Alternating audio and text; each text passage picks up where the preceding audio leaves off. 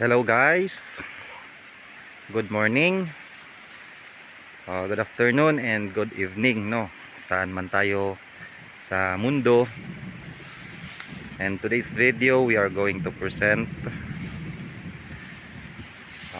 one of the most common markers used by the Japanese Imperial Army during World War II no, sa kanilang pagbabaon ng kanilang kayamanan. So itong lugar na ito ay medyo bulubundukin.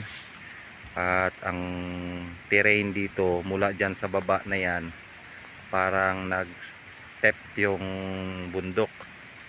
So ang location natin ngayon ay nasa pangalawang step na o pangalawang level. At sa taas, pangatlong level, pang-apat. At yung pinaka-peak ay yung the fifth level no, na kung saan yun na yung 360 degree makikita natin ang buong paligid. Sana balang araw marating natin yan. At ang ipaglilingkod ko sa inyo ay itong stone marker na kung saan ay may kaugnayan, tulad ng sabi ko kanina, may kaugnayan sa pagbaon ng mga sundalong Hapon ng kanila pong kayamanan. So kung makikita ko rito, para siyang face marker no, siguro isa siyang face marker ito no? So yan ang butas, upuan natin, tiyak mawawala yan kung manggaganyan tayo no. So kung ilapat pa natin ay mapa na ang makikita natin. Pero actually ito ay isang stone map din. At yung kawang ay nagpapahiwatig ng kanilang hukay. At ang tanong dito ay kung ano ang figure ng bato. Kasi bilang treasure hunter guys, kami aware kami sa pag-figurize ng bato. So importante sa amin yung figure. Dahil kung walang figure, wala tayong panimula, hindi natin makukuha yung entrance. So kung mahihirapan tayo magkuha ng figure, babatay tayo sa entrance nila. So dito ang ipinapakita sa code natin, ang hugis number 3, na kung saan yun ang figure na nagmula sa figure na uhugis puso. So ang dalawang balikat lang ang ipinapakita, and mostly ginagamit nila ito sa kanilang presentation ng hukay, gaya ng makikita ninyo na nandito ngayon. So kung ganito ang figure, kung ganito ang hugis o ukit niya sa entrance, automatic guys, ang bato ay puso. So ibig sabihin, ang entrance natin ay puso. So may makikita tayo dito ng mga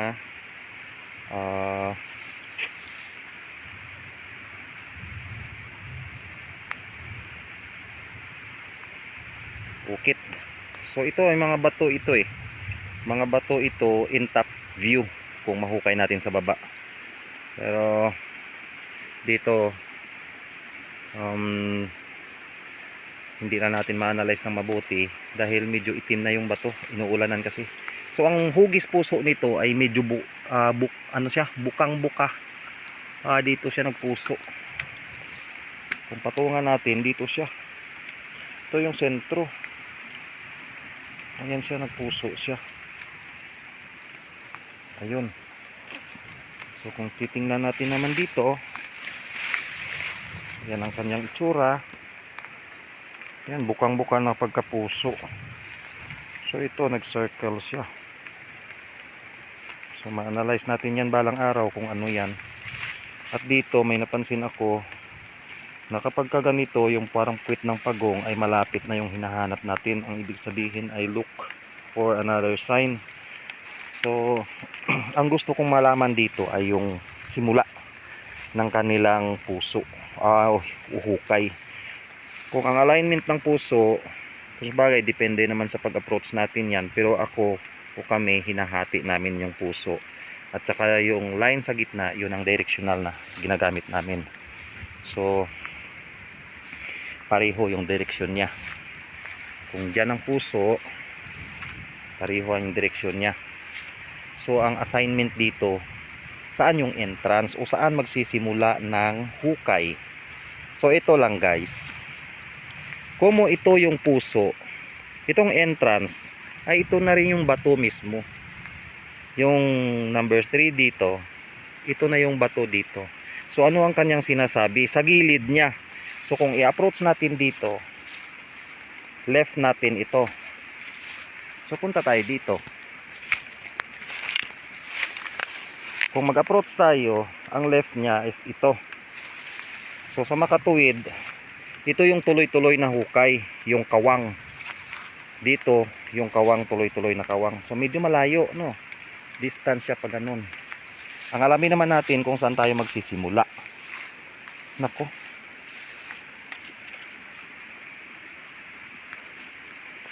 Ito. So dito sa puso, karamihan may mga bato yan dito guys. Alamin natin saan yung mga bato na ito. Ito pa isa oh.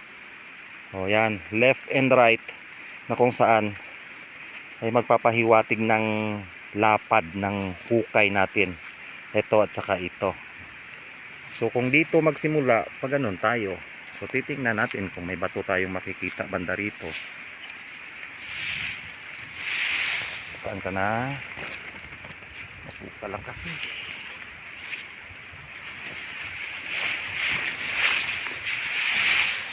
Whoops. Oh, ito. Nagpula siya. Ayun. Kitang-kita na siya. So, ito yung pula, guys. Yung yellow. Ito, bato. Yan na yung yellow. So, hanapin naman natin ito. So, ito, ibig sabihin, dito siya. Left and right eh. Ayun. Wala. Ito. Dapat mayroon siya dito. Ayan. Ayan siya. Ayan. Dito ka magsisimula ng hukay. Ito yung digging guide natin, yung dalawa. Yan. Within this point, within this 2 point, dito mapagitna yung hukay natin. Mula dito hanggang dito. May puti pa siyang kasama na bato. Tingnan nga natin.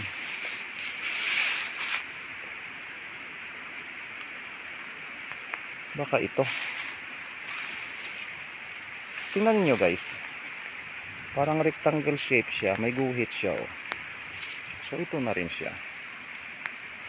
So meaning itong hukay, ito nag-twist lang siya ng ganun. So ang batong ito tinwist nila. Yun ang magiging guide natin sa hukay. Pag twist natin ng bato, yung mapa ng batong ito ang masunod. Kailangan kasama rin sa pag-twist. Hindi yung ito siya sa ngayon, hindi. I-twist din itong bato. At yung mapa niya, yun ang masunod. Ang makikita sa kaliwa, ang makikita sa kanan, ang makikita sa ilalim. Pero malaki talaga ang duda ko guys. Ito ay trap.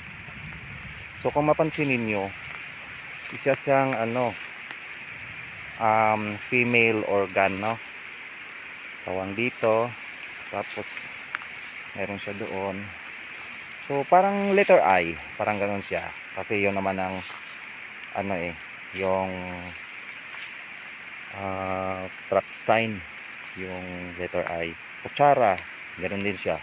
Parang kutsara. Basta pababa na guhit at may circle sa taas o ano man yan, triangle man yan, yun na yun siya.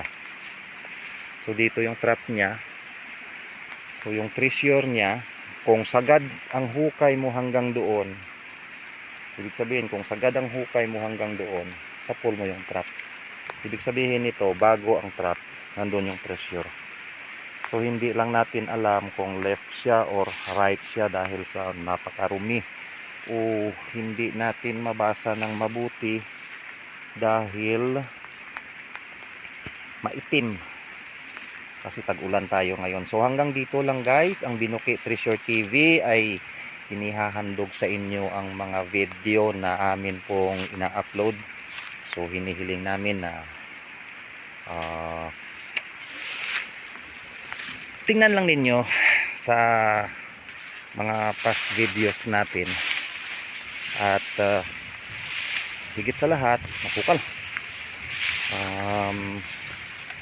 please subscribe lang yung channel natin at mag-like, comment din kung mayroon kayong saloobin, magtanong kung mayroon kayong gustong itanong para sa abot ng aming makakaya ay bigyan natin ng pansin.